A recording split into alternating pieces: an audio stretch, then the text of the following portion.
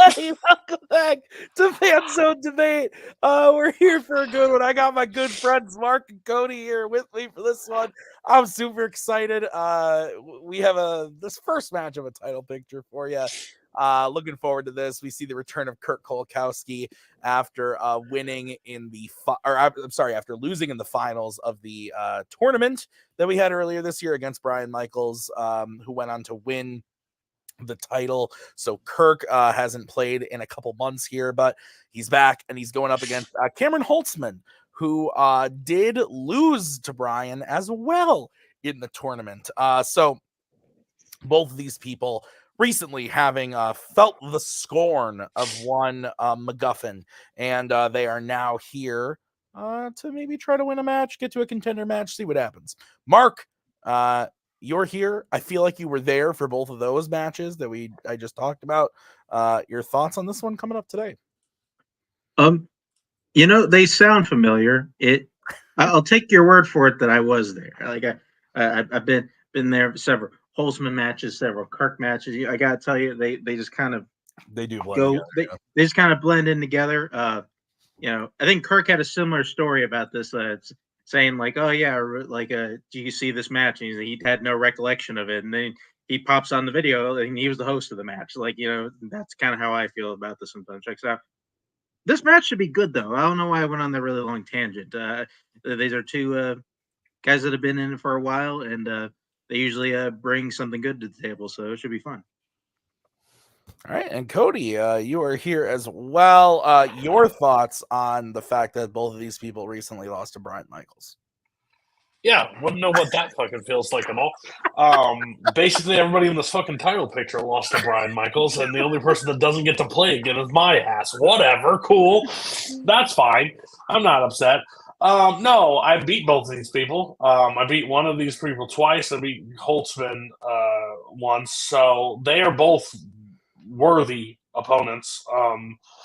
Holtzmann loves to talk about dragons. Kirk likes to talk about old shit. So see how they both battle it out. I'm just ready for one of them because I think these two, and probably, I guess I can say it, Jacoby on the other side. I think they're three of the best in this, and I think I just want a good fight against whoever the champion is at this point. So yeah, I think they are great, and them squaring off in 4 rounds. Again, seeing Kirk fight in 4 rounds is just always weird to me at this point because he's always been in 5 rounds. So yeah, we'll see what happens, and hopefully we get a speed round because I hate that fucking round, but I hope they have to endure it. So. Yeah, no, I agree with everything you guys said. Let's bring in the players. We'll start by talking to the lower ranked player today, Mr. Cameron Holtzmann. Cameron, you mentioned to me that your last 2 matches were Brian Michaels and Cody Newberry, and now you're playing Kirk Kowalkowski, so you are kind of getting some of the best of the best. But I agree with Cody. When holy trinity. when Cody says that you're one of those players that are up there, it's one of the best playing in this league right now. Your thoughts going up against Kirk?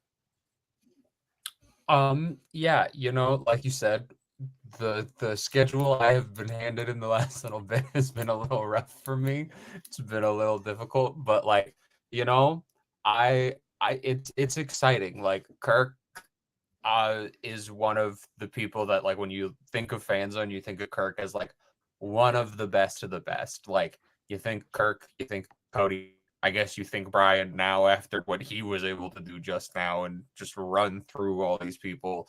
And so it'll be interesting to see. Obviously, Kirk and I have such different tastes in everything. And so seeing how we are able to prep for the things each other know and like is going to be super, super interesting. We got some interesting questions with some interesting choices that I'm excited to see how the rounds play out. Yeah, this is going to be quite the match. Absolutely. Let's bring in Mr. Kowalkowski. Kirk, welcome. Let me paint a picture for you, Kirk. You knock out Caleb Coho. You knock out Joe Farrelly. And now you got to go up against. You went up against Brian in a very, very close match. I feel like I know you pretty well, Kirk. I feel like you got to be a little upset that you didn't get to go to that title match and play Cody. and now you're back in this picture. What have been your thoughts the last couple months here? Yeah, it was a rough loss, and I mean Brian. Obviously, I mean you see what he did. It's there's no shame in losing to Brian, but it's rough. And it's one of those things you think about. And if I had this moment back, a couple extra seconds here, said something different, maybe it could have gone differently. But what's nice is this is probably my quickest turnaround after a loss ever. So I'm kind of getting right back into it, which is always better for me because I like to just keep in fighting shape. Downside is I got to play Holzmann because Holzmann is really good and has proven himself as a top tier player. And I was looking at the rankings, and I think he's pretty much the last upper echelon, like title contention level player that I haven't played at all yet. So I'm excited to play him, but I also feel like I'm in that position. We're both in that position now where it's just like, from here on out, there's no more easy matches for us. It's all going to be hard. So I'm looking forward to it. Like you said, we kind of both went chalk with our strengths and what we know and what we're good at. So we'll just see who's able to do better.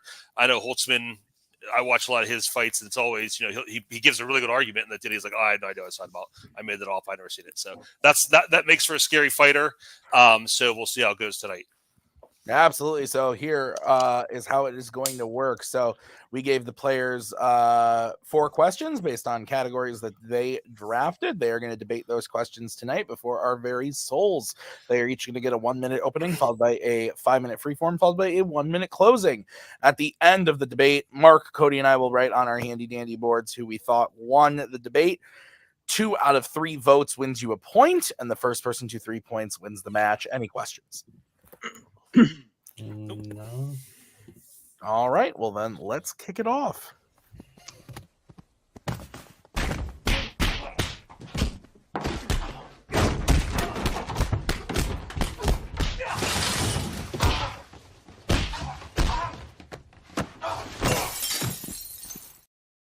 All right, we're going to kick it off with your first question, which was drafted in the category of actors and actresses. Your question is, which 70s Al Pacino character would be the most terrifying to have lunch with? Clarification for the audience at home, does not need to be portrayed by Al Pacino, just a character in an Al Pacino 70s film. So, Kirk, you drafted this. That means you get to go first. You have 1 minute when you start talking. I will come in to give you a 10-second warning when the time comes.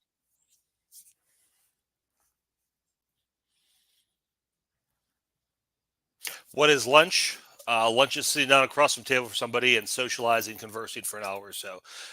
So this is actually a really easy pick for me because I picked a character who every time they pop up in their movie, I am automatically anxious. My skin starts to crawl because of the kind of person I am. I picked Angie Wojcik. I think I'm saying it right. Sonny's first wife from Dog Day Afternoon. She's not in the movie much, but she makes a big impact because every time she's in the movie, she never shuts up. As soon as she's on screen, she's talking. She's loud. She's obnoxious. She's self-centered. She's boring. She has no curiosity about anything that doesn't directly involve her. The world revolves around her. She has very narcissistic tendencies. So she's not necessarily terrifying in the sense where, I'm in danger if I eat lunch with her. But the idea of sitting down and spending that time with her is terrifying to me. Even when she's in the movie, I'm just like, please get her off the screen as quickly as possible because this is a very unpleasant experience. I couldn't imagine how bad it would be actually sitting down to talk to her for real. Time. Okay. So we're going to move over to Cameron. Cameron, you have 1 minute when you start talking.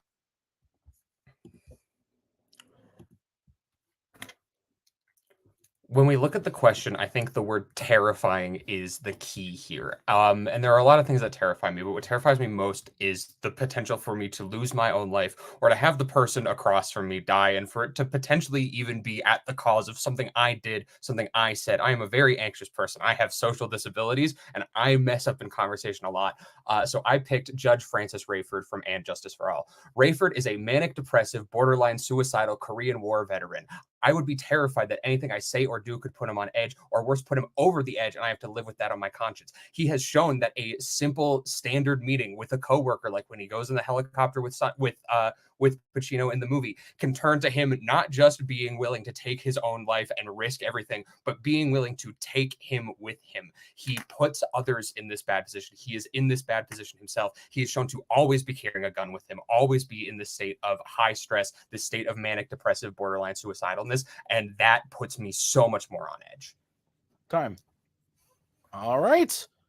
5-minute freeform when one of you starts talking. I will throw up the 1-minute warning when the time comes.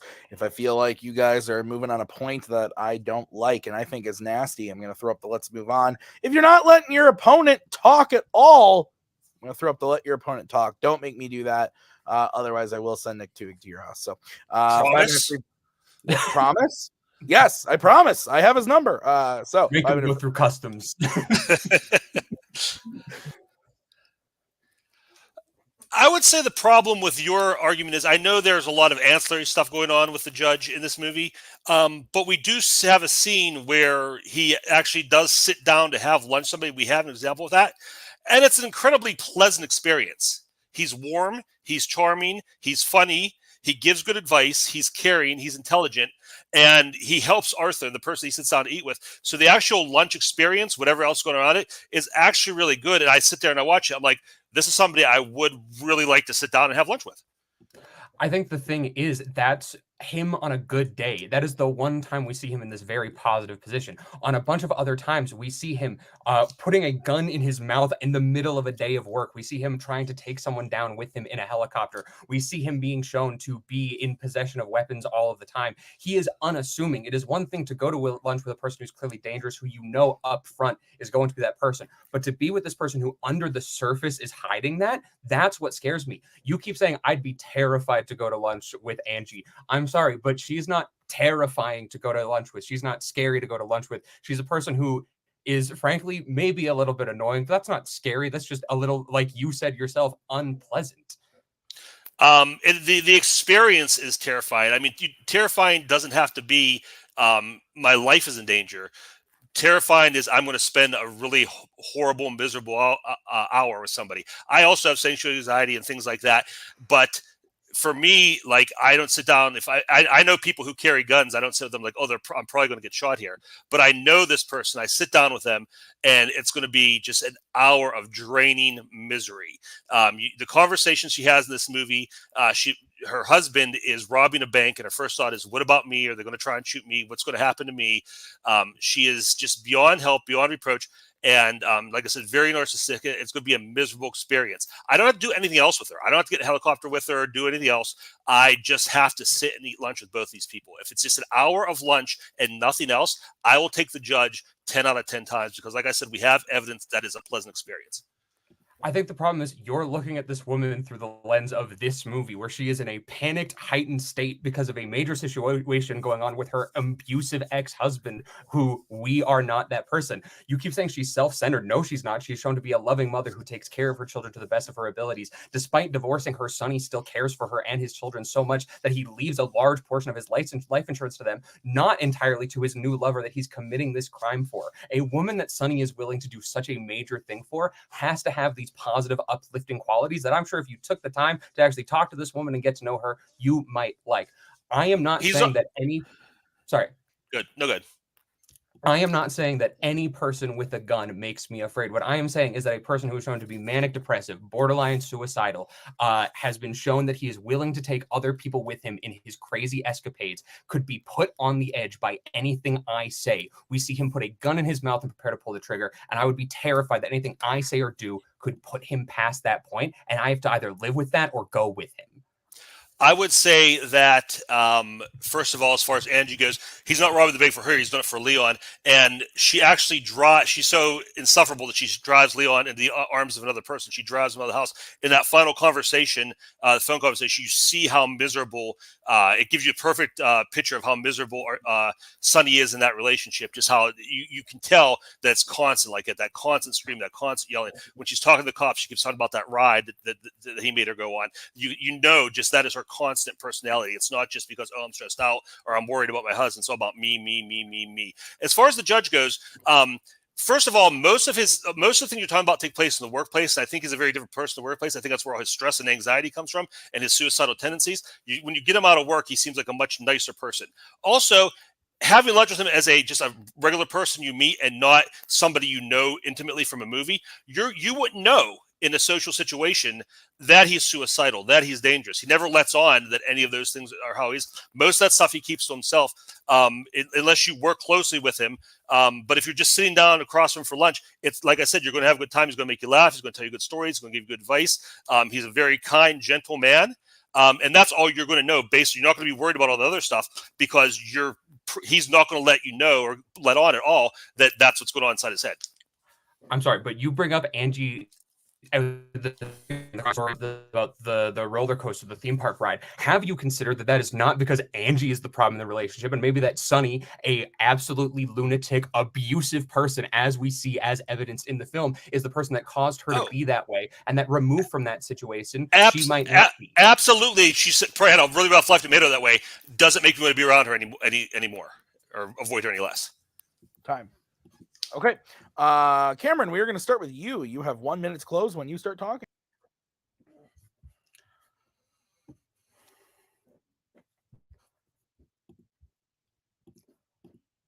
To be terrified is to be in a constant state of fear. Being in an unfortunate and frankly annoying conversation with a woman is not something that terrifies me. It's something that's a little bit unpleasant. Kirk keeps bringing up that she's this horrible, terrible woman to be around. No, she is not. She is a caring mother. She has an abusive ex who still somehow cares for her. Yeah, she overshares. Kirk is saying she drove her husband away with her behavior. Have you considered the fact that A, he's abusive, and B, her husband is clearly, as evidenced by the film, in a homosexual relationship and maybe didn't want to be married to her because she's a woman? Francis Rayford is as I said before, manic depressive, borderline suicidal, can go from up to down in a moment flat, whether it's in the middle of a workday or in a casual situation. He is going out for a lovely casual helicopter ride with his friend to show him his passion and says, I'm going to go too far. I'm going to go further than the gas. I'm going to take you with me, and they crash into the river. He makes public displays of saying that he believes that there is law, order, and that he is above that, despite being at the top of the legal system. He is unassuming. He leaves you wondering what's going to happen, and is a constant state of fear that something might go wrong with him. Okay, we're going to move over to Kirk. Kirk, you have 1 minute to close when you start talking.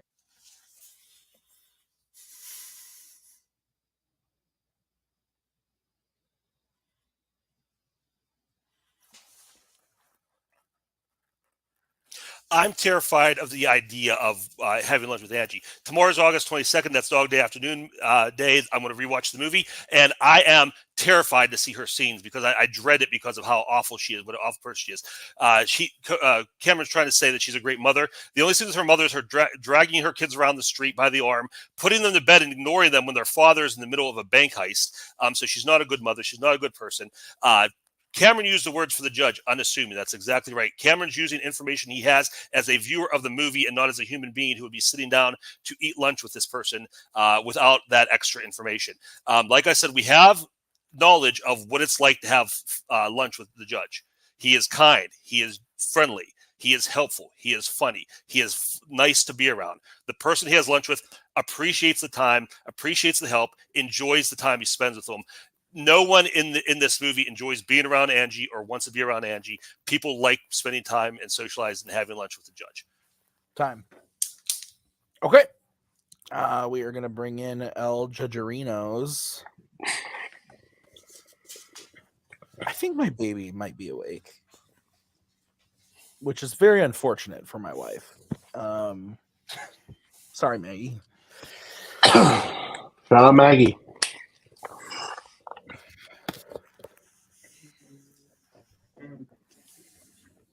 Oh, she definitely is awake. I just heard her. That's really that's a problem. All right.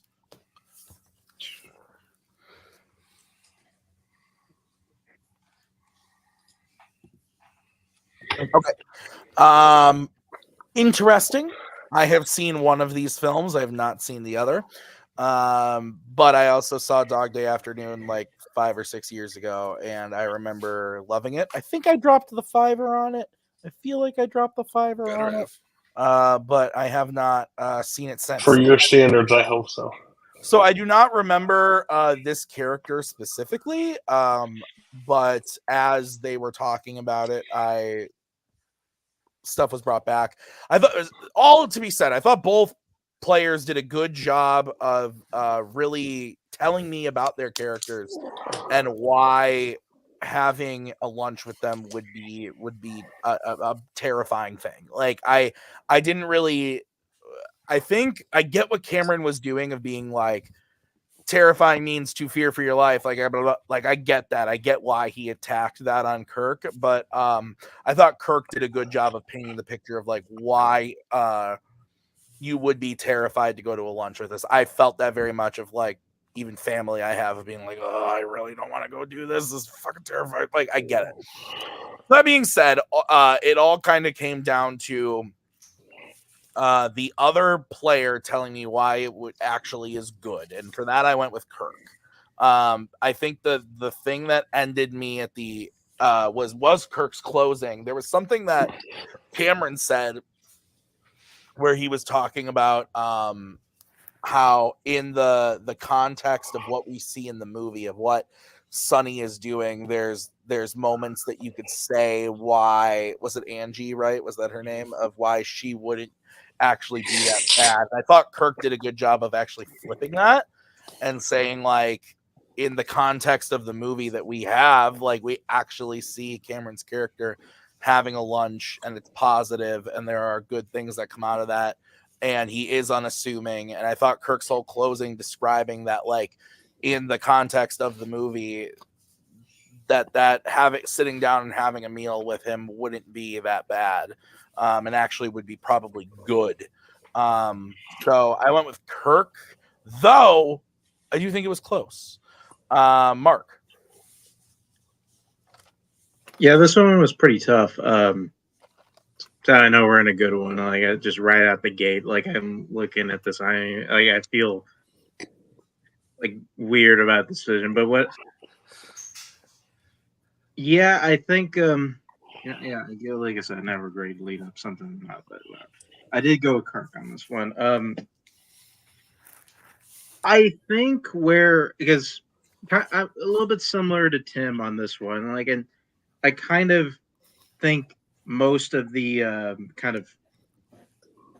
most of like kind of build up of your character was maybe like a bit of a wash. I kind of like where I think this, to me, the difference in this one was the defense, or I guess like the somewhat attack, the defense of the pick, or at the very least kind of saying like why like the lunch with this particular person like wouldn't be so bad. And I think Kirk did a pretty good job of both explaining how the lunch, at least with Cameron's character, can be fine at points, and how we've seen him have good times like with the lunch, and also how like a lot of his stress kind of comes from his work, to where like you may not necessarily have a bad time when the case when it comes to Kirk's character, there's never gonna be a good time with this person. Like she's always gonna suck. Okay, Cody, I feel like may disagree with us, Mark. Let's find out. Yeah, I disagree. I went with Cameron. What a poker face on this guy. I'm not trying to do a poker face. Never claimed to be.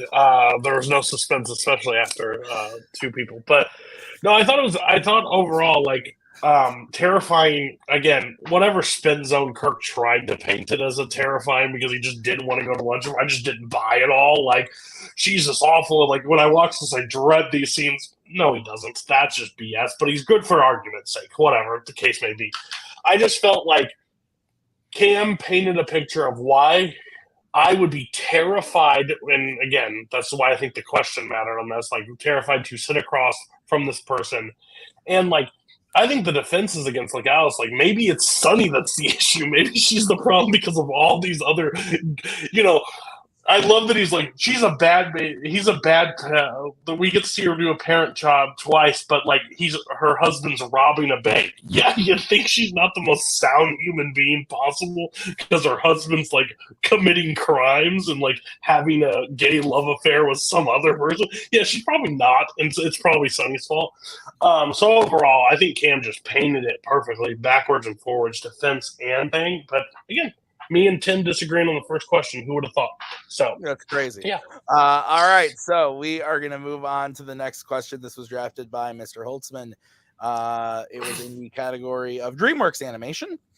And your question is, what scene from a How to Train Your Dragon film best sums up the whole series? Cameron, you get to kick this one off. You have 1 minute when you start talking.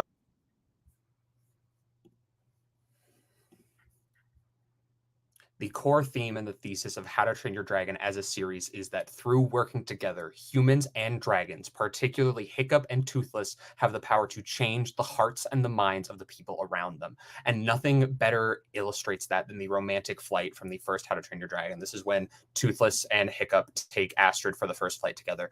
In this moment, this is the first time we see them change someone's mind. Through their bond and through this beautiful ride, they are able to convince Astrid that there is so much more to dragons than they initially thought, and that either of them alone would not be able to do it, but together they can. Hiccup can change, Toothless can change, and Astrid can change, all perfectly parceled into this one scene.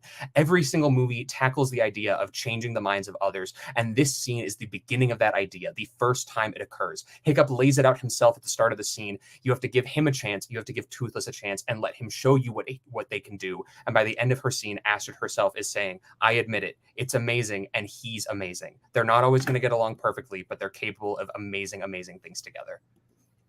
Time. Okay. We are going to move over to Mr. Kirk, and you will have 1 minute when you start talking.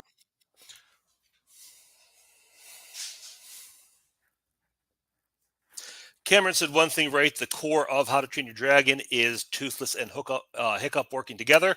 I picked the first flight, learning to fly scene in How to Train Your Dragon, the first movie, when they're using the fake tail for the first time. I think this perfectly encapsulates everything the movie about, which is Toothless and Hiccup's partnership, their friendship, their relationship, working together. It's about Hiccup in this scene. He uses his ingenuity and the things that make him different as a member of society to improve things and makes him heroic. He depends on his invention, but also eventually depends on just his intuition and his trust with Hiccup. There's the scene. It's dangerous for a while. Things look bad, but together they work it out and make it out safely. You see.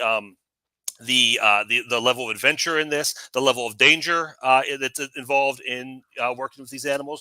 So I think this is the core. Everything's Cameron talking about, everything else in the movie builds off this foundation. It sums up the film perfectly. Time.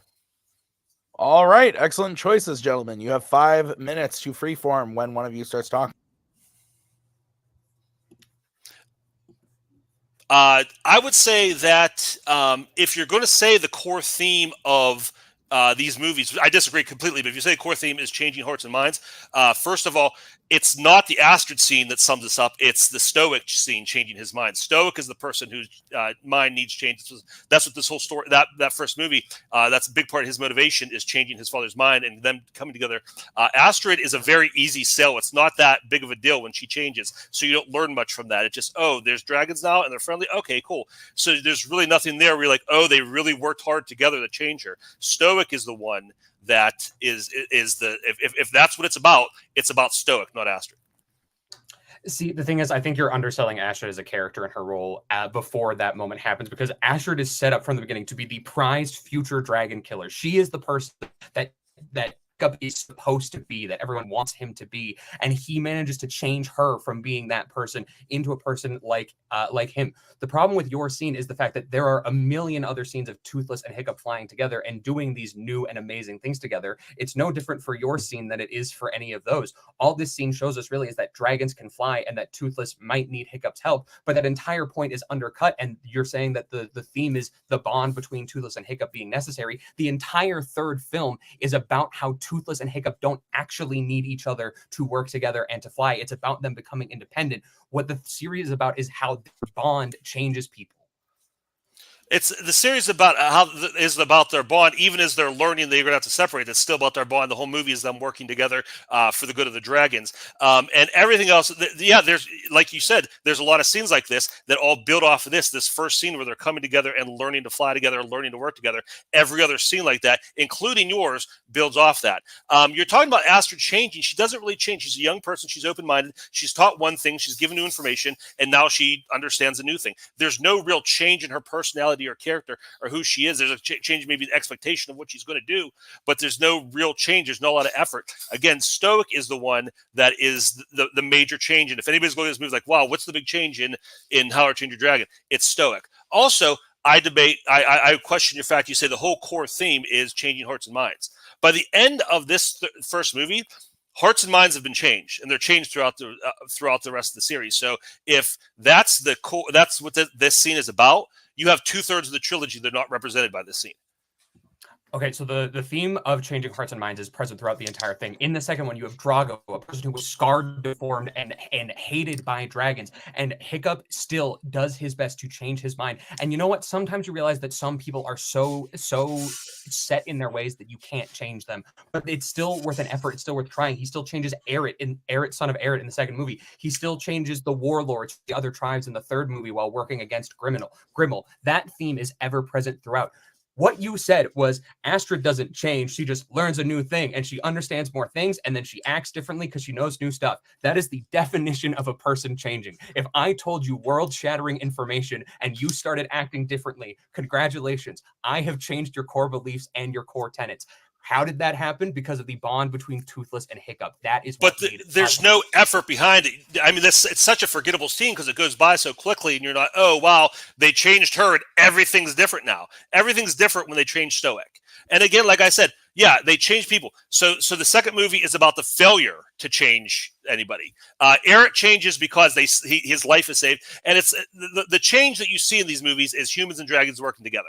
Eret is already working with dragons in this, so there's no real change in him other than he becomes a good guy because they save his life. There's no human dragon element to that at all. It's all about just what they're able to do for him. Like you said, they fail to change the bad guy in the second one. They fail to change the bad guy in the third one. There's not a lot of change. And you talk about the movie ending, the last movie ending with them separating. They bring them back together at the end. They have that false finish at the end, and they bring them back together because the story is incomplete, the character is incomplete, and the audience feels incomplete if the two of them aren't together because he has Astrid, but that's not enough. He needs Hiccup as well. Or he needs Toothless as well. Like I said, they have the power, they have the potential. That is the theme, and that is what is being set up. This is not supposed to be, oh, everything's different by the end. This is us learning that change can happen and that it can be done through the two of them. I don't need everything to change in an instant all at once. That's not how change works in society or in people. But what we see is as the ride goes along, Astrid, and you're underselling these moments, has these moments of first being afraid, being worried, and then as they go upside down and they ride up through the clouds and we see the moon soaring past them, that you can see in her eyes the way that it changes. She goes from a place of fear to a place of wonder, seeing beauty that she could not have seen without Toothless and Hiccup taking her there. You're saying that Eret was a dragon rider? No, he wasn't. He was a dragon poacher. Time. Okay, let's go to Kirk first. Kirk, you have 1 minute to close when you start talking. It's funny that Cameron criticized my scene because, oh, it's the first time they fly, and then there's a bunch of other scenes of them flying together. But he also says that his scene is so important because it's the first time someone changes, but then there's a bunch of other changing and attempting to change that goes on. And I think the difference between those two is his scene is completely forgettable. When you think about Astrid and change and everything, that doesn't even come into the equation. Mine is foundational. When you think about how to train your dragon, what's the first thing that flashes in your mind? Toothless and Hiccup. Astrid's maybe the third or fourth character that pops in your head because she is not foundational to this. Them coming together, like he said, them working together, that first flight sums up everything they do together, sums up everything that comes after, all their relationships, the people they're able to work with, comes because the two of them are able to work together and work through differences of human and dragon. And as they do that, that's foundationally builds everything else from there. Everything else that happens in this movie comes from this scene. That's why it's the best scene that sums everything up. Time. Okay, we're going to move over to Mr. Holzmann. Cameron, you have 1 minute when you start talking.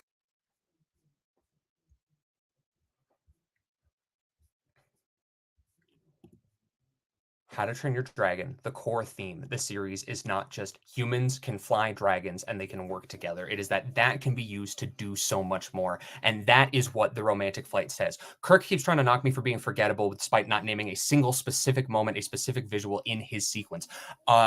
all this scene shows us is that dragons can fly. Toothless needs Hiccup to fly, and we even see that Toothless needing Hiccup is antithetical to the third movie. Their relationship isn't this perfect fit. They fall because, and they don't need each other to survive. They get lucky through sheer dumb luck. The change is what matters. We see it in Astrid. It sets the foundation. It builds. It creates exactly what we need to see and shows the potential. And the potential that runs through this entire series is what is important. It is not the idea that we can change everyone or we will change everyone. It's the idea that someone can change through what we do together. Astrid shows that in her eyes as they fly past the moon and through the clouds. We see it beautifully, and that's what the romantic flight is about. Flight is about. Strike it from the record. We're gonna bring in the judges. Kirk is walking around. Nope, he's sitting. Okay.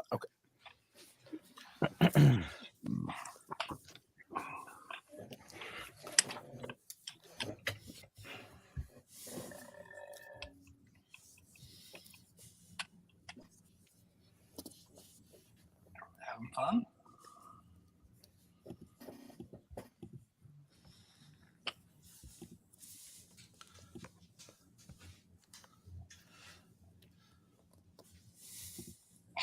Shocking.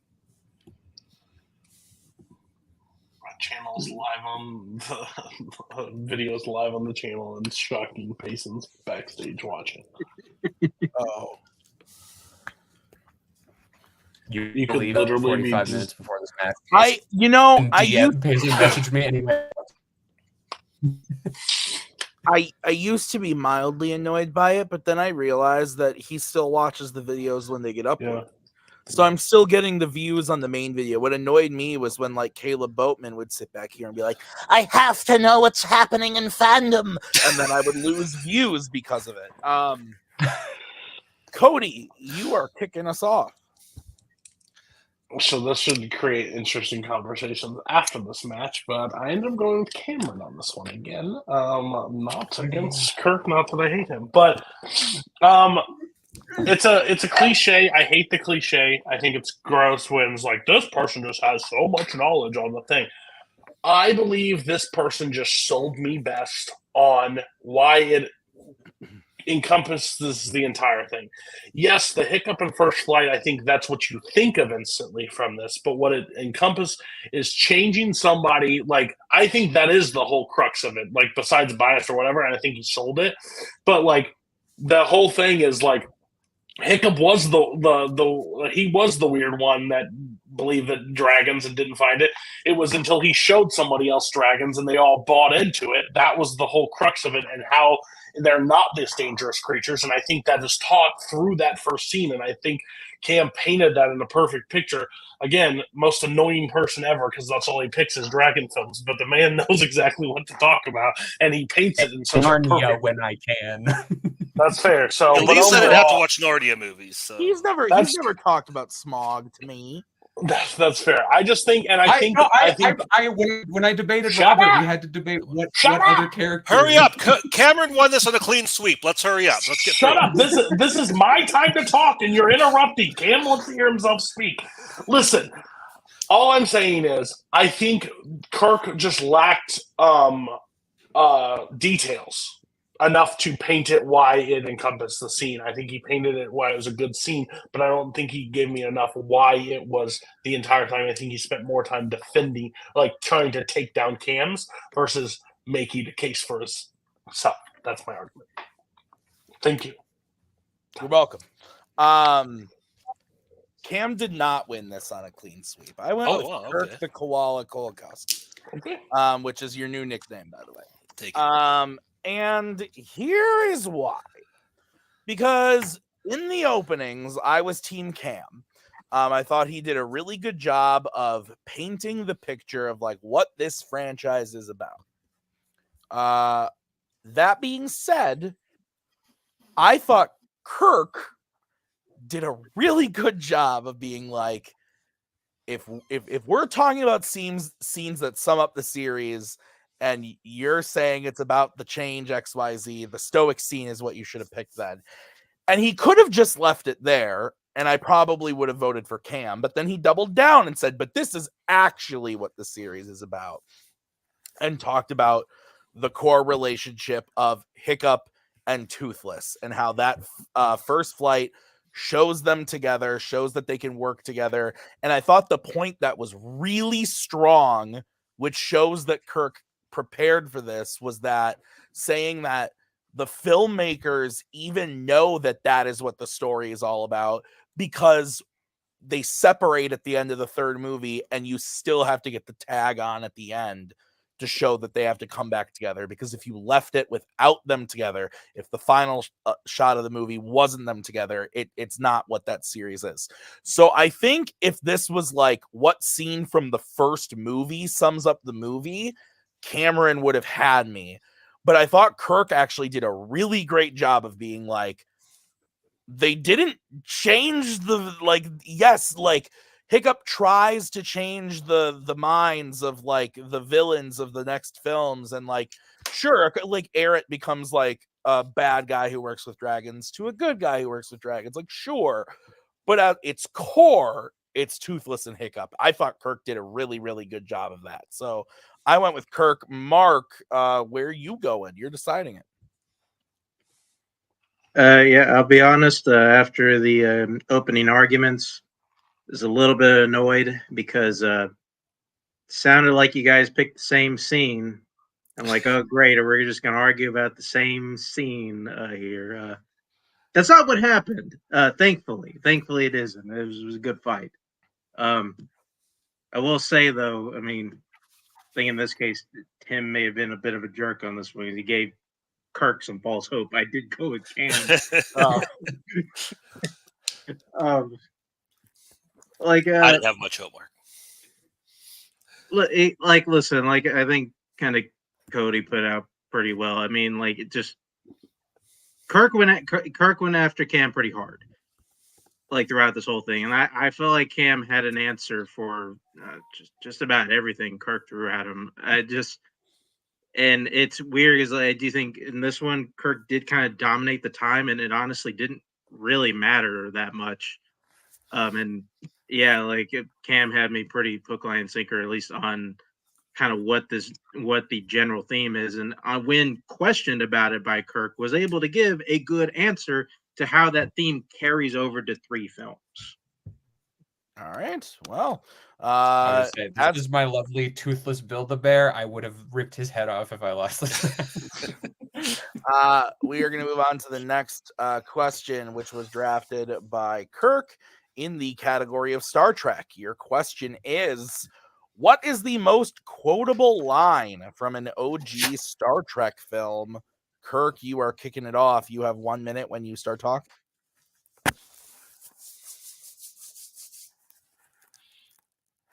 When we're talking about quotable lines from movies, we're not talking about the most recognizable line, the most famous line that the characters say. We're talking about day-to-day, what is the line that you can most easily fit in the conversation, that's fun to say, that has a lot of different uses. So I went with, in Star Trek 4, The Voyage Home, the crew goes back in time. They're learning to deal with 1980s Earth culture, and one of the things they're dealing with is cursing. Captain Kirk is crossing the street. He cuts a guy off. Guy calls him a dumbass. And Captain Kirk gives one of the best, funniest lines in Star Trek history. Will a double dumbass on you? I think it's a great line because you can use it. It's not a direct reference. You can use it in any conversation, any argument. You use it in traffic, whatever. And if somebody recognizes it, then it's a nice little bonus thing that you have that connection with them. But it doesn't peg you as like, oh, this is a Star Trek nerd. There's somebody just saying a funny thing. And those are the best and most quotable lines. Time. Okay. We are going to move over to Cameron. Cameron, you have 1 minute when you start talking.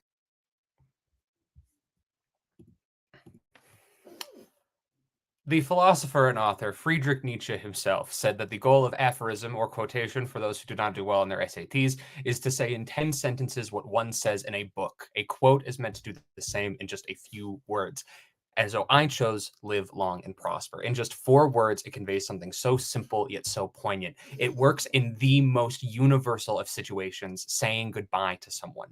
The key element for making something quotable is that both the person saying it and the person hearing it need to know what it is, know what it means, and that it can be integrated seamlessly. It can be integrated more because it effectively puts a complicated thought into a short amount of words. It is a beautifully conveyed thought. Someone else conveyed this beautiful thing that we can now use. If I am saying goodbye to someone and I truly mean them the best, I don't want to just say goodbye, farewell, anything like that. In just simple words, I can tell them exactly that I wish them to be healthy and have a great life and for things to go well for them once they are gone. And its recognizability makes it easier to integrate. All right. 5-minute freeform, and one of you starts talking. Cam, that was a really nice opening, but let's be honest, you've never in your life said goodbye to somebody by saying live long and prosper. No one's ever said goodbye to you by saying live long and prosper. It's not a line anybody says. The reason being because there's as accepted in as mainstream as nerd culture is now, live long and prosper still has a stigma to it. If you say live long and prosper, you're automatically pegged as a Star Trek nerd. So normal people don't use it. I've been a Star Trek fan my whole life. I've gone to Star Trek conventions. I've never heard Star Trek fans use it with each other because it's that one obvious thing that everybody knows because they've heard it. So no one says it because you sound like you don't know what you're talking about. You're just saying the most obvious Star Trek line. So it is a famous line, but is in no way quotable or usable in everyday use. See, the thing is, I think it is quotable everyday use. First of all, you're saying, oh, you identify yourself as a Star Trek nerd. Kirk, it is the year 2024. Being a nerd is actually popular and mainstream now. Liking Star Trek is a thing you can do. My boss, Elizabeth, is the biggest Star Trek nerd in the world. You know what I said to her when I left work today? No joke. I said, live long and prosper. It is her email sign off. That is how confidently she uses it. Yours is so deeply situational. It is an insane way to call someone dumb and really only works in response to someone else calling you dumb. It is a comeback. And there are so many better ways in the 21st century to call someone an idiot. I don't need to say, well, double dumbass on you and make people look at me like I'm a weirdo. If someone says something idiotic, you know what I'm going to say? I'm going to say, you're an idiot. You're a dumbass. Shut up. There are so many easier things to convey your thought that make people not look at you like a crazy person. Okay. First of all, well, just for email signatures are reference, not a quote. And you only said that so you could say that you said it. I don't know what you're talking about. It's a funny thing to say. Double dumbass on you. It's just ridiculous and funny. You said something, they're gonna laugh like, oh, it's a funny way to swear. So it's super quotable. You can use it for anything. You can use it seriously. You can use it as a joke. It's fun. You use it with your friends. I was talking to somebody today who said their friends say it to each other all the time. It's very versatile. It's a very fun thing to say. It's not a direct quote. You're like, oh yeah, I know that quote from Star Trek 4, but it's just a funny thing to say. Like if you just say, oh, you say you're an idiot instead of saying double dumbass, instead of saying live long and prosper, people say goodbye. Because yes, being a nerd is acceptable, but there's still a stigma to that line. If you say that line, people are going to look at you funny if you're a normie. And like I said, Star Trek fans just don't use it because it's like it's like talking to a bunch of Nirvana fans and saying "Smells Like Teen Spirit" is your favorite Nirvana song. It's the most obvious, laziest thing you can say, so nobody uses it. It's not a quote that gets used. It's well known, it's famous, but it's not quotable in everyday life. See, but it is quotable in every life. It is used in the most common situation you will have, ending a conversation, wishing someone farewell. Yours is a comeback. It is supposed to be witty and not just a comeback to anything, but a comeback specifically to someone insulting you. If someone doesn't call you a dumbass or call you an idiot, saying, well, double dumbass on you, it doesn't work. You can't just say, oh, well, you're twice the dumbass I am if they don't call you a dumbass in the first place. It is not easy to integrate. It is very situational, and it does not always work. This can be integrate.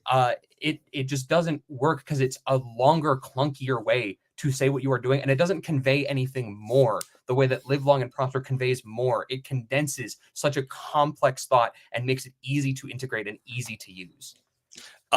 First of all, people don't use it. It's said in the movie as a goodbye. It's not saying in life. You're saying there's not a need for comebacks. Like it's very rare that you would ever be able to use a comeback. And you don't have to say it's a comeback. I was in traffic. Somebody beeped the horn at me. Double dumbass on you. It doesn't have to be a comeback. You can say double dumbass without the single dumbass. It's okay. You say double dumbass is clunky, but live long and prosper is not. I mean, that's just a clunkier thing to say. Like I said, it's a famous line, but Quotable means you put it in situations. People do not put live long and prosper in any day, everyday situations. Like I said, nerds don't use it. Regular people don't use it. It's not something people use. Double dumbass is so usable, so quotable. Like I said, you get in arguments, come back all the time. That's something you need. I don't know, this argument that it's not applicable in a lot of situations is kind of silly.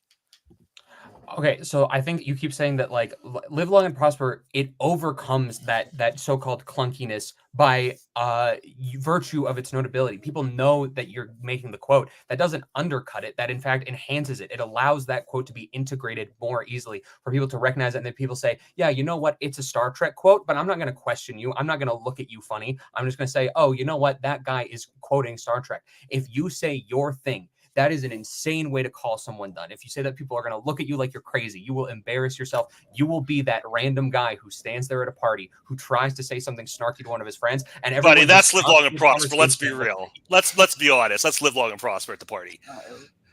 All right. We are starting with Cameron on this one. Cameron, you have 1 minute to close when you start talking.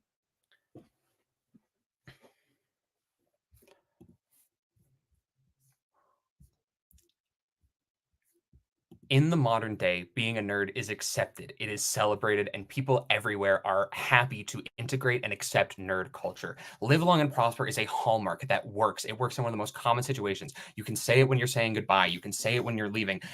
He tried to discount the email signature. Written quotes are still quotes. It is still usable. The problem with Kirk's is it is such a deeply inherently situational response that is clunky and unrecognizable that stops a conversation in the middle to have everyone look at you like you're a lunatic. When you say live long and prosper, sure, people might go, oh, it's that guy making a Star Trek reference, look at you like you're crazy or question why you've done it or stop the conversation. They're going to keep going with it and they're going to accept it. And it conveys such this lovely thing that you yourself can't necessarily put into words. I myself can think of 20 different ways to call someone a dumbass. There are better movie quotes that call someone a dumbass, like to call you an idiot would be an insult to stupid people. I would not quote double dumbass on you because I don't need it, because there's better things to say. 4 words is the most useful and usable. Time. I think you might have lagged there, but time nonetheless. Okay. Kirk, you have 1 minute to close when you start talking. Judges, if you'll indulge me, I'd like to practice a little exercise here. While you're off screen and no one can hear you, say out loud right now, live long and prosper. Now say out loud, a double dumbass on you. Which of those two things was more fun to say? Which of those two things are you more eager right now to work into everyday conversation? That's the basis of quotability. That's all everything quotability is can you work it in? Do you want to work it in? Do you like it? Cam says that live long and prosper expresses a lovely idea. That lovely idea is undercut by the fact that it's a Star Trek quote. People think like, oh, that's a lovely original idea. It's like, oh, he's quoting Star Trek, so it's silliness. There is still a stigma to it, even though nerds are accepted. Try saying live long and prosper at a party using Cam's example. See how that goes for you versus double dumbass when people laugh and think it's funny. He said it's unrecognizable. The best movie quotes aren't even always from movies. I don't know what movie he was quoting. It doesn't have to be recognizable. If someone does recognize it, it's a bonus, but it's just how well can you use it? How much fun is it to use? How can you work in a conversation? Work it into conversation. Strike it from the record. Okay.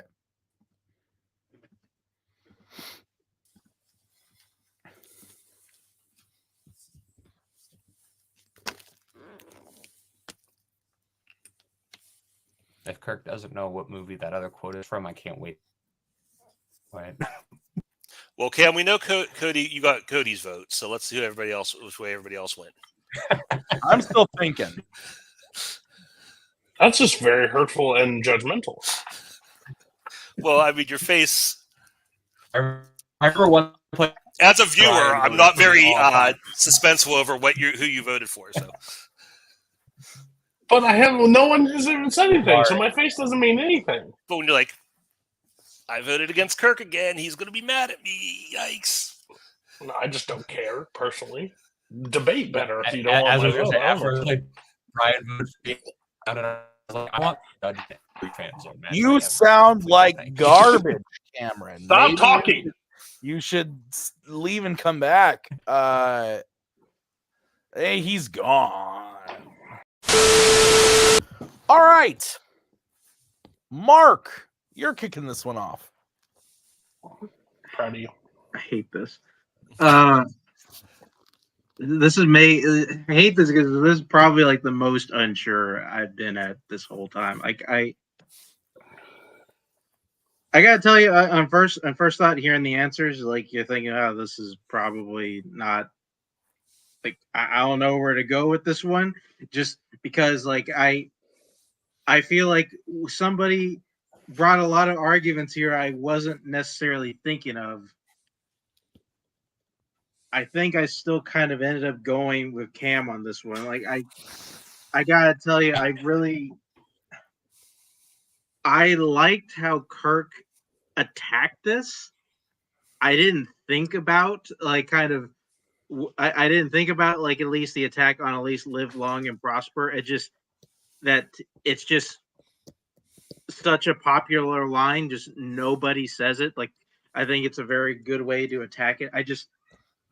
I think Cam still did enough to defend it, and also to kind of show how like Kirk's line, I don't really think is like that quotable either.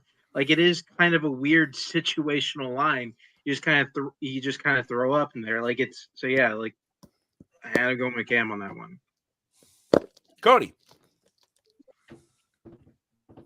Yeah, well, Kirk spoiled it, but I did go for Cameron. Yeah, I thought this was like the most maybe this was the most weighted question ever, but I thought it was.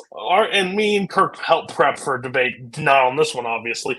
But I think that was one of the most one-sided arguments I've ever seen in debate history. To argue the most quotable in Star Trek and be like, well, yours is just too popular and no one says it. It's from Star Trek. Who gives a shit? Second, dumbass on you.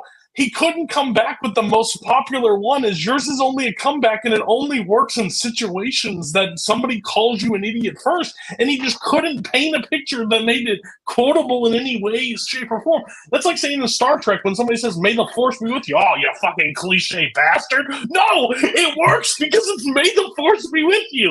I was so No one quotes that either, but okay. This is my turn to talk. I just was dumbfounded. I don't know if there's not another one that lives up to Live Long and Prosper, but when they said, oh, you're quoting Star Trek, you're just a nerd, like, yeah, if you're quoting it, sure, but it's the most quotable. It's not funny, it's not most situational, it's the most quotable. And that is by far, and Cam painted it the best. I'm drinking the Kirk juice. Oh my god! Yes. I listen to the argument. Apparently, I didn't listen to the argument. Not even close. Not even close. Kirk. I love you. Keep it quiet. I bought into Kirk's argument of that. I think that we've asked questions of like, what is the best quote? What is the what character, like stuff like that. And when the answer, I'm not walking away permanently. I'm just getting a drink. Okay. When the answers were dropped, I did say like, Kirk, what are you doing? Like, I thought for sure the two answers were going to be live long and prosper and first star to the left, straight on till morning, or whatever that fucking one is that Kirk does at the end of Undiscovered Country. I thought for sure those were going to be the two quotes.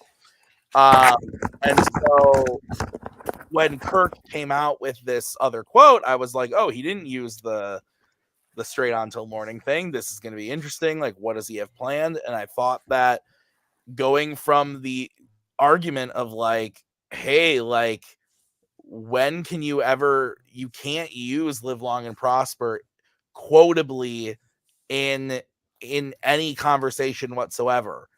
I actually kind of bought into that. Like saying like, it's not what is the most quotable line to say to other Star Trek people. It was like quotable in general. I thought Kirk painted a good picture. Like, again, apparently other judges did not agree. Cameron wins the point, but that's kind of where I was going with that. So that being said, Cameron is up 2-1, and we are moving into the final prep question of the match. This was drafted by Cameron. Kirk does need to hit this in order to send it to the bonus. and the category was musicals. The question is, what is the best musical number from a 21st century live action musical? Cameron, you're kicking this off. You get 1 minute when you start talking. In the realm of musical theater, what makes a musical number great is a few things. Number one, you want the great singing, the great choreography, the acting, all of that stuff coming together and making something great. The other thing you want is you want a number that advances the story, that tells us things, that establishes our characters, establishes our world, and everything like that. And I think 96,000 from In the Heights does that perfectly. The song perfectly establishes who our characters are in their goals and motivations, setting in motion the rest of the musical in a single number and giving each character themes. Usnavi wants to leave his business, treat Abuela and Vanessa and return home. Sonny wants to use the money and help the people around him. The women at the want to start a new one wants to move out of the barrio. Benny wants to go to business school and advance his life. He even gets his money to expand his artwork. All of this is done in this fantastic, great number where we see visual effects and seamlessly. We see fun choreography with great things in the pool, underwater. We have these great vocal melodies from all of our characters singing in this great, joyful, and memorable scene. It makes it great. I assume I'm out of time. I can't. Time. Yes, Cameron, I felt like I caught everything, but you should leave and come back for sure. Okay, Cameron is fixed. We're bringing in Kirk. Kirk, you have 1 minute to open your argument when you start talking. Greatest 21st century musical scene is America from the remake of West Side Story. Fantastic music. You have that upbeat, dynamic sound. The vocals and the words, the lyrics actually represent the immigrant experience, and it's so deep and realistic there. But it's not just about the music. It is about the set design, about the costumes, about the brilliant Steven Spielberg direction, where the camera's constantly moving and changing. Great choreography is a great wielding of stage and screen, is a great adaptation of an original piece, both from stage and from the movie. But I think this is just the best. It does everything Cameron says, but just a lot better. It advances that story. It tells you about the characters and their plight and what they're going through. But it does it in such a masterful way in terms of filmmaking and as a musical. Time. Okay. America versus 96,000. 5 minute free form when one of you starts talking.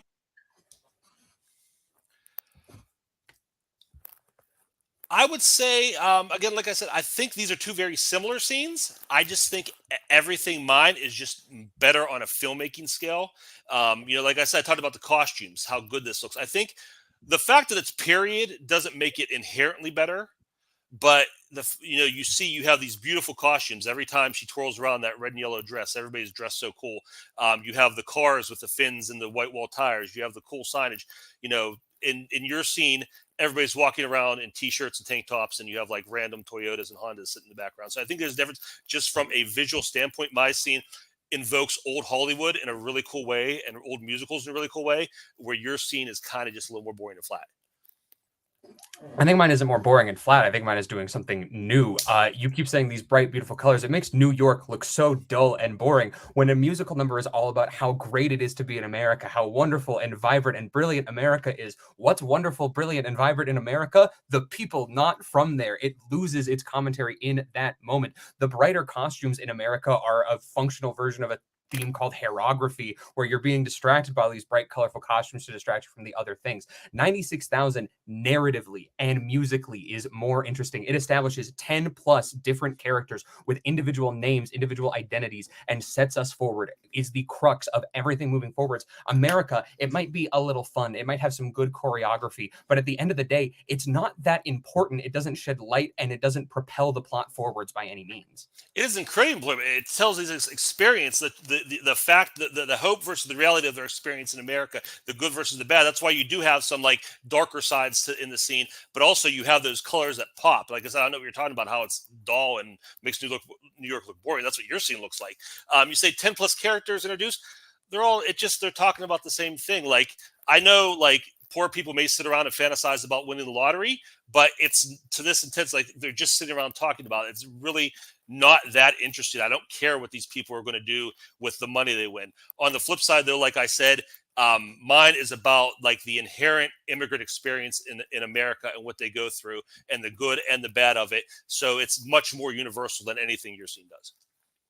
I'm sorry, we want to talk about universal themes. 96,000 touches on the modern struggles financially of poverty, welfare, gentrification of immigrants also from Puerto Rico, like in your scene. The difference is they don't just say, I love being in America. I'm going to buy a new washing machine. Oh, my landlord doesn't like me because I'm Puerto Rican. Aren't men and women different? Which is the entire dynamic between Anita and her boyfriend in that scene. 96,000 has characters talking about their desire to change things, to invoke systemic change like Sunny does, to change their station in life like Benny and Vanessa want to. It is relevant. It definitely balances the tones of fun and funny as well as romantic and serious without skipping a beat figuratively or literally.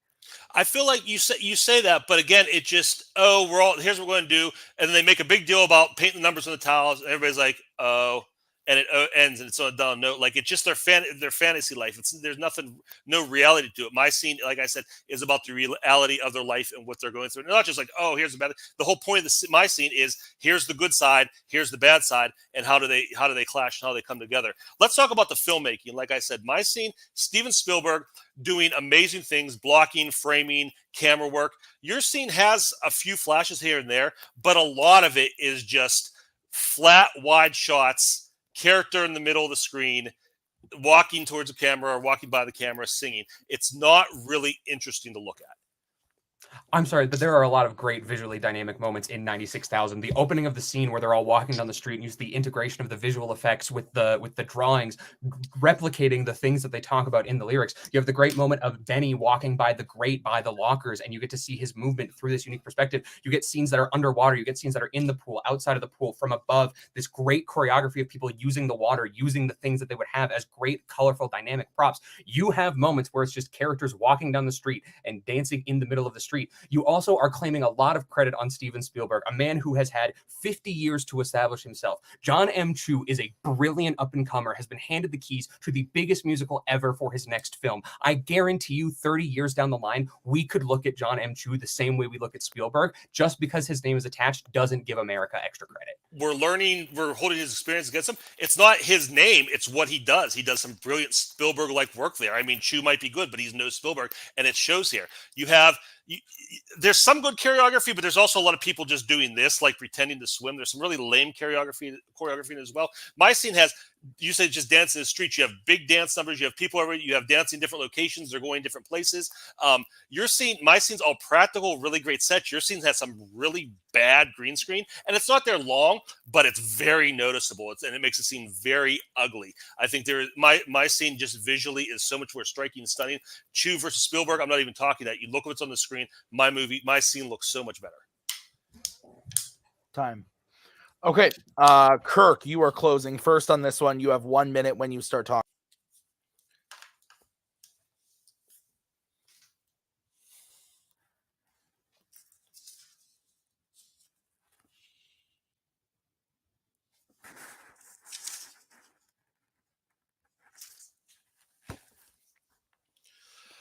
America is visually dynamic. Like I said, the framing, the blocking, the camera movements. The camera's always doing something, going somewhere, getting a new angle, doing something fresh.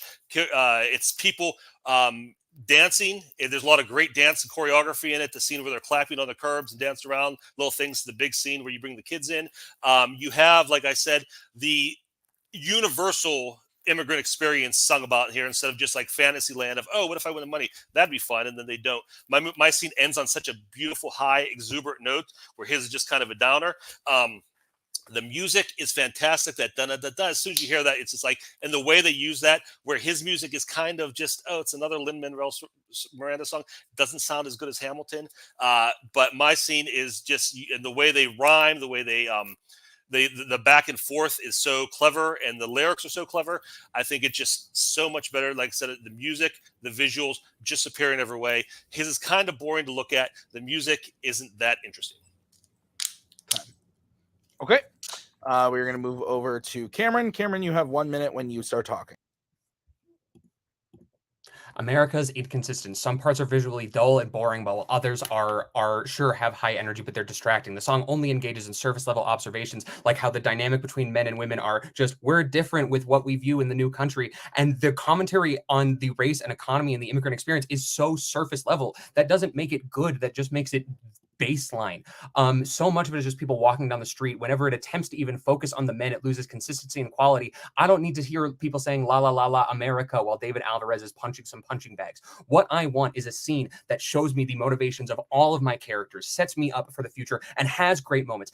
You say people look like they're pretending to swim. They're swimming in a swimming pool. They do great choreography. They use the pool noodles, the pool floaties. You have the great overhead shots, the great underwater shots, which are great cinematography, the scene through the grate, everything like that. It engages on the modern struggles and talks more seriously, balancing those tones. Musically, it is absolutely not boring. It balances hip-hop, musical theater, creating something new, and it has these beautiful moments, and it all comes together perfectly.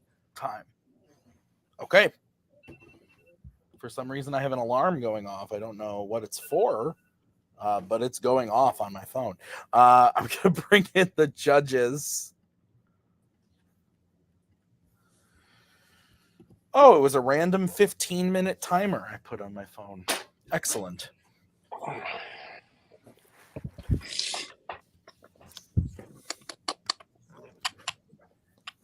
Everybody having fun? No. Oh. There's nothing fun about debate, Cody. It's not called Fun Zone. Give me back the title and I won't have to do this anymore. I don't have to judge. Tim, can we make that the official tagline? Fan Zone. It's not called Fun Zone. It's not called the Fun Zone. Yeah. All right, I'm ready. Are you guys? Yeah. My vote won't anger anybody. All right, yeah, let's go. Okay. Kool-Aid's still strong. This is crazy. Yeah.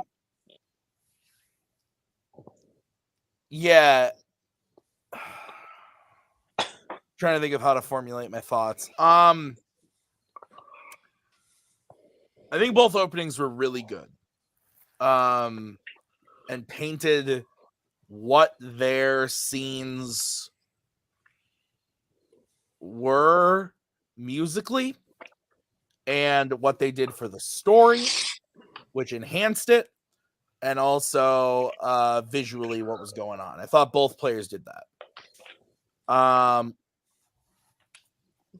I went with Kirk again. I part of me says, like I feel bad because like I want to, but it's how I feel. I'm just being fair in the sense that that's what I felt.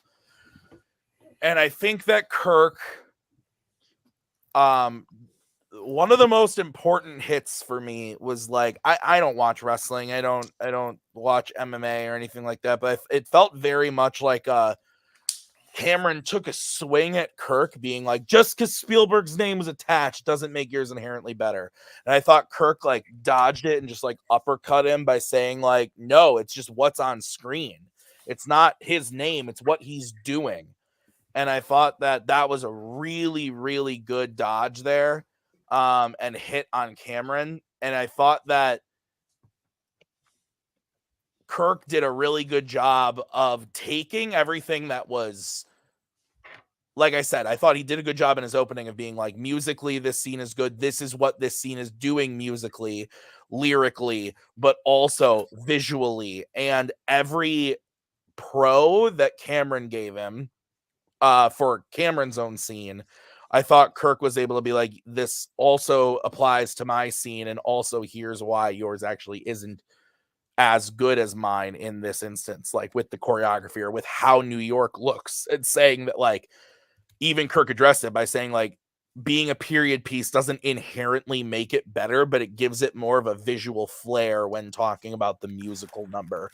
I thought that was really smart. So I went with Kirk. I thought he won it pretty handedly for me. But I've been wrong a couple times tonight. So Mark. It's very interesting. I think it's funny that I'm going second here because I've actually decided all all the rounds so far. So I did go with Cam. Oh, jeez. Like I feel like I'll give Kirk credit here. I feel like he made him work for it here. He brought up a lot of good points, and I honestly am just not a huge fan of West Side Story. He kind of put in that America dancing into kind of a good light. But I do feel like kind of when Cam was describing his dance, his musical number, it just kind of felt like his involved a lot more things in it. It sounded a lot funner, and just kind of it felt like it was definitely the more vibrant number of the two. Okay. Cody, you are deciding this. Are we going to the bonus round? So I wanted this on the record. The musical number spent very little time talking about the music in the scene. There were fake swimming, there was cool cars, there was this, there was that, but the music itself, very low on both sides. I think the strongest in the entire fight was the opening. I think the middle got very muddled between the two of them, and it was like two catty cat fights just going back and forth. It didn't really do a whole lot for me. But I do agree with Tim with that. It is Kirk. Wow. I How do dare agree you say because that. I know. I believe me. If I hitched a wagon to somebody that I talk to every day, I would have done the Tim route, not the Cam route, this entire fight. But what I thought was the interesting fight where it ended up happening was exactly the Spielberg. I was hoping that Kirk didn't latch to the Spielberg thing for too long because that would have just didn't do a ton. But basically, like I think when 10 years from now he's going to say it is like it's not about what he's doing with it. It's about what he chose to do in this. And I think that was crucial. I think the choreography and the swimming, I think honestly they picked two very similar scenes about two similar things. So it was very just like muddled. And then I had to just attach myself to little jabs instead of like full haymakers. Because I think picking point, I think Kirk did a smart job of. I think Cam would have been a smart job because he's like, hey, I'll give you America, but I'll give you the updated version of it, like with the real immigrant story. I just don't think he was able to capitalize that he's been able to capitalize the last three rounds, in my opinion. So that's why I went with Kirk. All right. Well, in a twist of fate, we are moving on to the bonus round. Here's how this is going to work. I randomized the side of Fanzone that this is going to come from, either Fandom or Mazone, and then I randomized the category that is going to get used from the side. I do it every time. I don't know why you get surprised. And then I randomized the category from the remaining categories that weren't drafted in the main round. So you are each going to get 45 seconds and you're each going to get 30 seconds. But once I read the question, I'm going to repeat the question. You will then get to splurt out your answer. Whoever goes first, whoever says their answer first will go first. Any questions? Okay, this is gonna be interesting.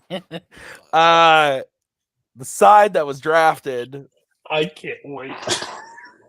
was Fandom. Oh God. The category was horror icons. Oh god. Okay.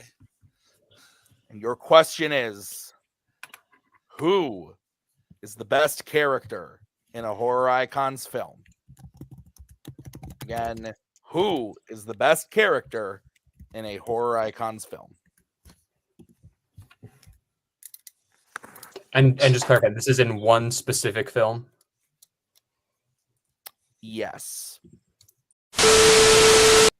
I'm going to say Laurie Strode in 2018's Halloween. Okay. Okay, I'm going to go with Dr. Loomis in Halloween 4. Okay. All right. So we are going to take out the other judges. We have Cameron going first with Laurie from 2018's Halloween. Kirk is going with Dr. Loomis from Halloween 4. Cameron, you spoke first. So you're going first. You have 45 seconds on the clock. when you start talking.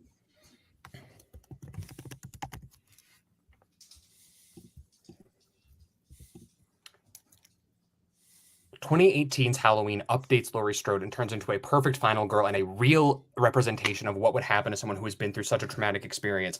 It is real. It is fleshed out. She has realistic trauma, this traumatic stress that she displays in every aspect of her life. She works to protect her family, still prepared and paranoid, and she ends up turning out to be right. She takes that final stand. She is a badass. She is responsible. She is the final girl you want to see who actually stands up, is ready, and kicks the shit out of Michael Myers, which we've been waiting for 40 years for someone to do. In Halloween 4, Dr. Loomis is a pacified, same shtick version of what we get. He's stuck just following Michael around, being like, oh no, Michael's going to this place. Oh no, Michael's going to this place. And he doesn't do anything interesting. Laurie becomes this badass action horror hero that we love and want to see. Time. Kirk, 45 seconds.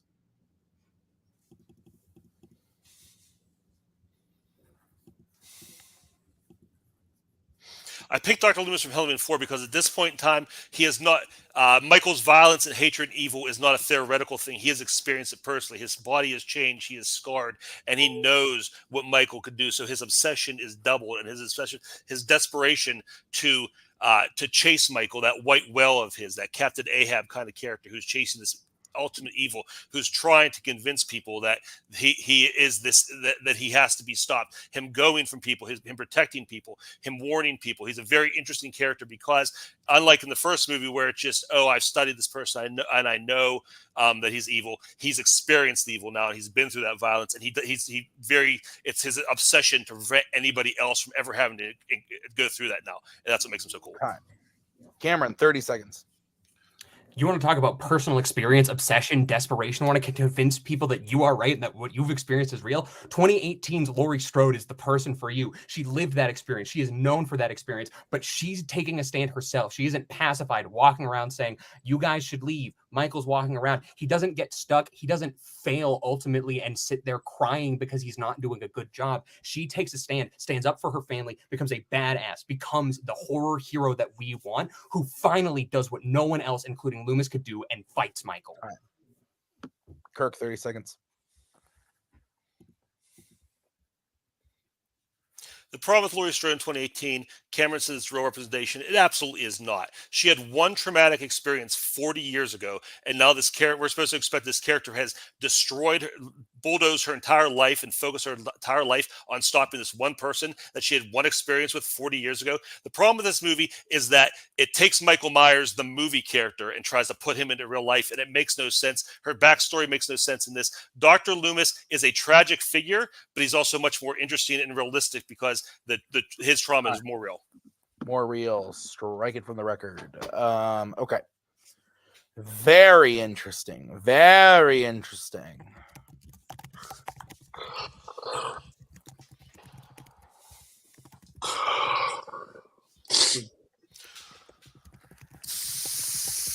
Good match, Cam. Yeah, whatever happens, this was something. Yeah. For the record, America was the objective correct pick on the musicals question.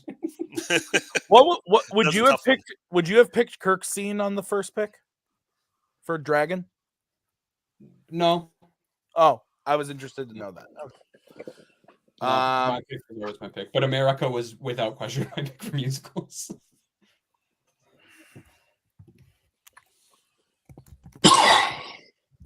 I'd like to see this fight, like full fight. I'm still thinking. Sorry. You're good. I wrote mine. I'm putting my board down, but I wrote it. I will change it.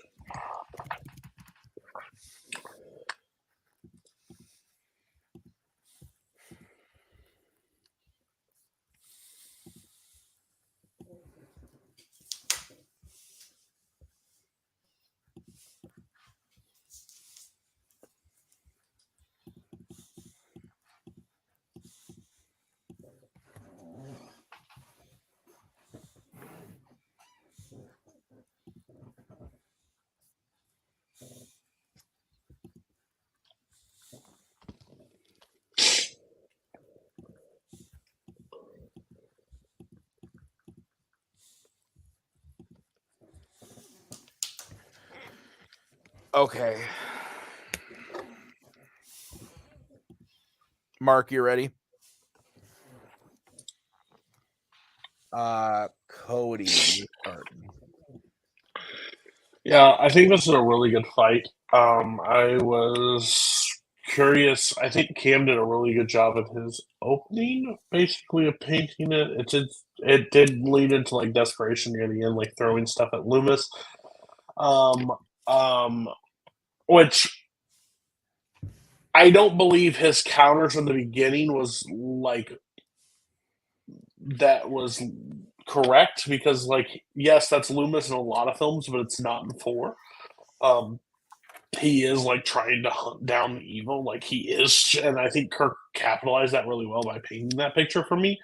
I think he painted a really good job for Laurie Strode, but I think Kirk did a really good job counterpointing that. And he kind of used and I think Cam did a really good job of using Loomis to basically paint a picture for Laurie even more in the final one. But I think Kirk's like takedown of Laurie is like puts him in reality, doesn't make it sense. One scene, like I went with Kirk. I think where it's that one scene, basically that one event that she had put her off in this entire trek, which just didn't register as much. But I thought it was a lot closer. This is a fight that I would like to see play out over a full round. But with 45-30 seconds, I had to go with Kirk. That was my pick. Yeah, I wanted to just keep it going. Fuck. I think this was the closest one. And that usually happens in the bonus round, just given the nature of the bonus round. I thought that both, in my opinion, picked very good characters. I don't love 2018 as much as I did when it came out. The sequels have kind of hurt it for me, unfortunately. I do love Halloween 4. I'm a weirdo. That's like one of my favorite Halloween movies, but that's besides the point. I took long to decide this one because you both did a really good job of saying, let me rephrase. I think you both painted the picture of your characters really well. And kind of like you both more or less spent your whole opening 45 seconds describing your character. I think Cameron got like one jab into Loomis at the end of his 45, but for the most part, both spent their 45 seconds talking about their characters and why they're great and why they are the best given the circumstances of all of the movies. I went with Kirk, and it was really, really close. And I know that probably doesn't sound good because I went with Kirk all night. But I was really on the edge on this one, and Cameron had me through his 30, where I was like, damn, like this is gonna be Cam on this one for me. And I thought that Kirk's 30 seconds of taking down the like, dude, you're talking about like Loomis, like trauma stuff, like it's been 40 years like since Michael, all that stuff. I thought that was a really good hit against, and the reason it took me so long was I was thinking back to the whole thing, trying to think of like a counter, not necessarily a counter for that because obviously Cameron didn't have the opportunity to counter, but kind of like what would be comparable to that in Cameron's time, and I didn't feel like there was something to me that felt like it hit that way. So I did go with Kirk. Mark, where are you going? Well, no clean sweeps today. I went with Cam. Wow. I feel like at the end of the day, I think most of the attacks here kind of canceled out with me.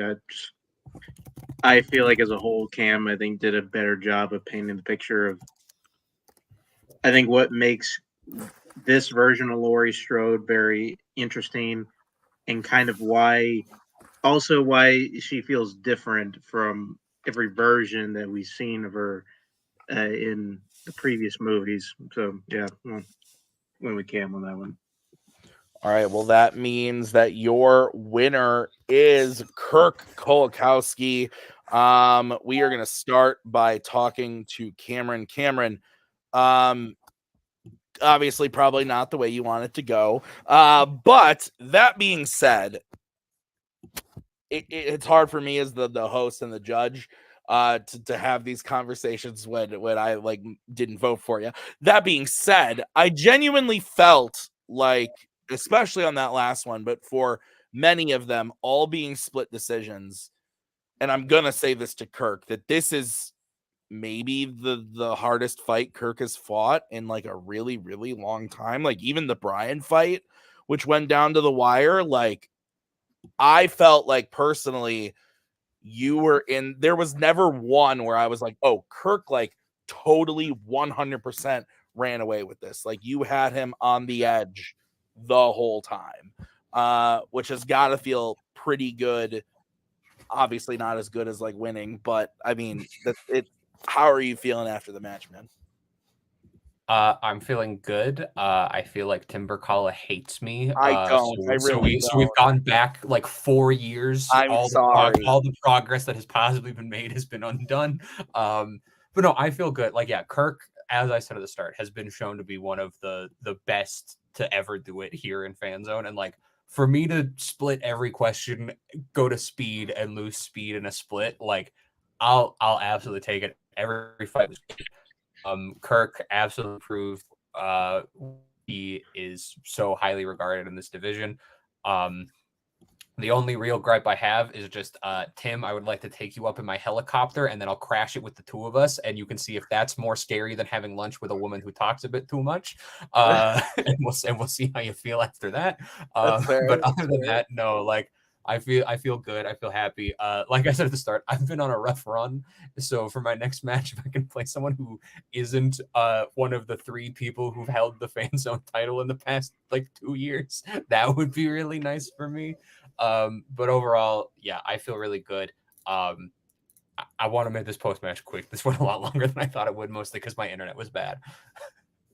That's fair. Cameron, congrats on a match well played. We'll let you get out of here and go back to your fiance. But Cameron, thank you. Yes, you will have another match, and I'll let me play Alex. Honestly, it could be. It's very possible. Like it's very possible.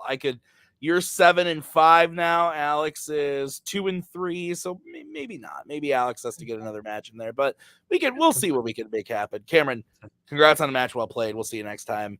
As we bring in Kirk. Kirk, you scared? A little bit. Talk to us about it.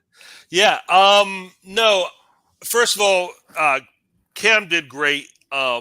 He's really good at taking arguments I'm ready for and still kind of turning them on their head and throwing different things at me and curveballs at me. That even though like I knew what I'll be completely honest, he's fought a very similar How to Train Your Dragon fight before with that same scene. And I watched that and to prep it, I'm like, okay, I pretty much know what's coming here because he fought a very similar argument, but he still did enough that, you know, he spun me around and I couldn't recover from it. So, I mean, kudos to him. And I mean, like he said, he's played the past 3 champions 3 times in a row. That is a rough run for anybody. You know, he took this to the limit. I know he was close against Brian. I honestly don't remember. I watched the title match, but I don't remember exactly how that went down. But I know he's held his own. You know, he's still standing after taking, you know, going up against the 3 heavyweights like that. So kudos to him. And yeah, give him a break, please. Let him have somebody he can just kind of. That's fair. Kirk, I thought you played fantastic today. Obviously, like everyone's just gonna be like, Jimmy Kirk. No, I mean, Kirk. Well, that makes up. Last time I played, I got 5-0 against me from co-host, so it's all even now. So we're all. That's fair. That did happen. I wasn't present for that. Yeah. You know, I take them as I see them. It's no, and I've been in that seat before. It's tough. Oh, we all 4 of us have on this call. No one can tell me that I'm unbiased. I've judged matches for Nick Tuig. I've judged matches for you and Cody and Brian, which I would consider all of you like my dearest friends. And I voted against all of you, and it's hard, but it's you got to do what you got to do. And it's fine. And I apologize. I was frustrated with the Star Trek question, but at the same time, if I'm being completely honest, I probably would have given Cam the point on the musicals, so it kind of balanced out there. That we switched it up, but yeah. Kirk, this means you are moving on, and what this means you're moving on to, you are going to be playing the winner in a number one contenders match. I might add. You'll be in a contenders match, and you'll be playing the winner of two people you have played before. Jacoby Bancroft and Nazario Montenegro. If I'm not mistaken, you won your title originally off of Jacoby Bancroft, and you played Nazario in a title match as well. So you'll be playing one of them. First question, who do you think is going to win that match if you had to bet on it? And what do you think is how do you feel about playing either of them?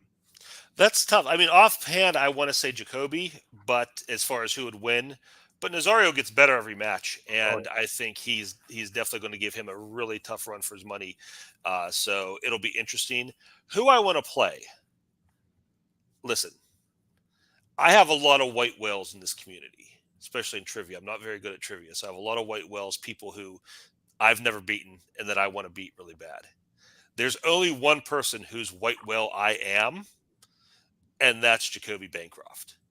Jacoby has never beaten me in trivia, singles, teams, debate, and he'll let you know about that.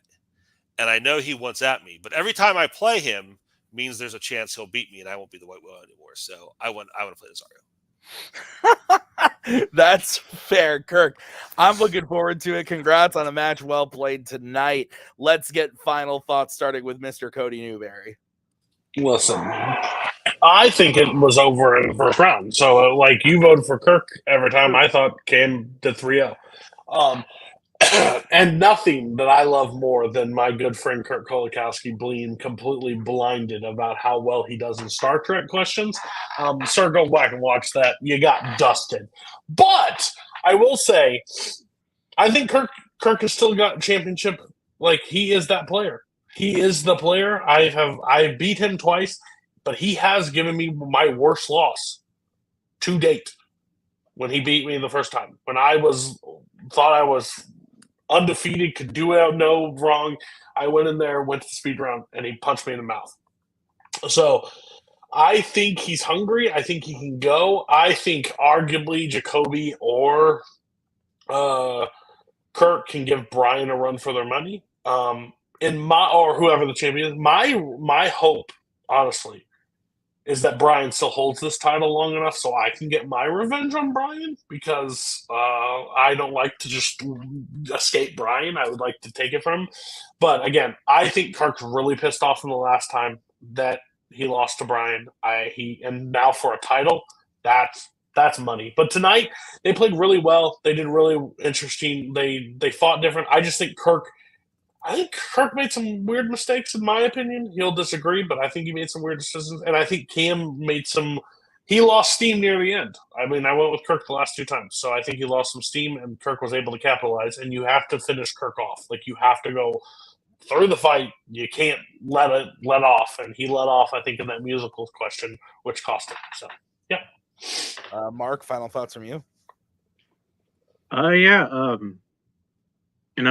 Start off by Cam. Cam looked very good, and honestly, looking at the schedule, he's really been put through the ringer.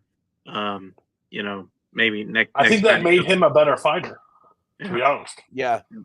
Maybe next time, plays against Jack. That'll be a hilarious fight. I'll definitely be here to judge that.